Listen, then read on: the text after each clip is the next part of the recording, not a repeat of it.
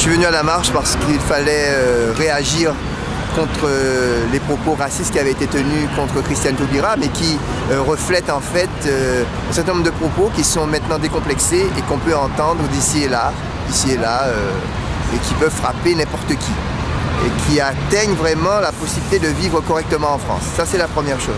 La deuxième chose, c'est que je suis là aussi en tant qu'antillais, en tant que descendant d'esclaves, parce que je crois que l'antiracisme en France est en panne. Il est en panne parce qu'il est guidé par des principes justes, des principes républicains, d'égalité, mais que les personnes qui mènent le combat antiraciste depuis très longtemps ne connaissent pas véritablement le racisme de l'intérieur. Ils ne connaissent pas le racisme tel que nous le connaissons dans les sociétés construites dans l'esclavage, et ils ne connaissent pas le racisme tel que le connaissent les peuples venus d'Afrique noire. Et donc, tant qu'il n'y a pas cette rencontre entre nos mouvements et les mouvements antiracistes français nationaux, je pense que le combat antiraciste restera longtemps encore en panne et qu'il n'aura pas les éléments et les arguments pour combattre le racisme décomplexé que l'on entend actuellement. Qu'est-ce qui manque justement chez ces mouvements antiracistes? La connaissance de ce qu'est le racisme, donc, de l'intérieur. De l'intérieur. C'est-à-dire que ce qu'on entend par racisme ici, c'est que quelqu'un va venir et va avoir une discrimination à l'embauche pour le logement, pour la progression dans le travail. Bon, ça c'est quelque chose qui commence, c'est vrai, mais il y a des actions contre ça. Et c'est pénalisé. Mais ceux qui ne savent pas, ils ne savent pas ce que c'est que l'atteinte de l'estime de soi. Ils ne savent pas comment dans les familles, dans nos familles, les choses sont très déstructurées. Ils ne comprennent pas, par exemple, que dans des cabinets, chez des juges pour enfants ou bien dans d'autres situations, dans des conseils de classe, eh bien parce qu'ils ne connaissent pas la culture, soit antillaise, soit différentes cultures africaines, ils vont disqualifier les parents devant leurs enfants. Et qu'après, ces parents ne peuvent plus réellement élever leurs enfants, ils n'ont plus d'autorité. D'autant plus que souvent, pour les Africains, ils ne parlent pas la langue.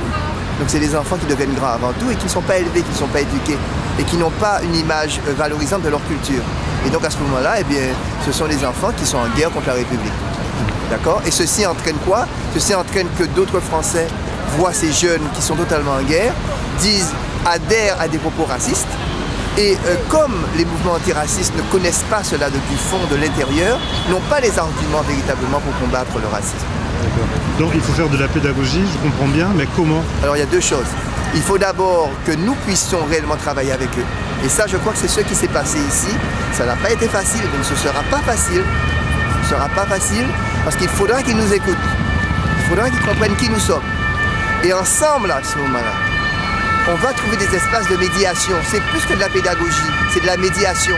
C'est de la compréhension qu'il y a d'autres cultures en France, qu'il faut les respecter. Qu'il n'y a pas seulement une culture, d'ailleurs laquelle, qui n'est pas très clairement exprimée, à laquelle tout le monde doit adhérer. Le racisme, c'est pas simplement de considérer, à mon avis, qu'un tel est inférieur parce qu'il a une telle couleur. Mais le racisme, c'est de considérer aussi que la civilisation, la tienne est supérieure et que tu n'écoutes même pas ce que l'autre a à dire. Et ses capacités, et ses cultures, et ses croyances ou ses productions sont imaginaires. Il n'y a pas de dialogue des imaginaires dans ce pays. Et donc, mais ça, c'est un énorme défi pour un pays, d'écouter les imaginaires. Donc, c'est un combat, c'est pas simplement de l'éducation, c'est de l'écoute, c'est d'inventer des systèmes, d'inventer de la médiation, c'est agir, c'est se remettre en question sur la façon de comprendre les cultures des autres. C'est beaucoup de travail.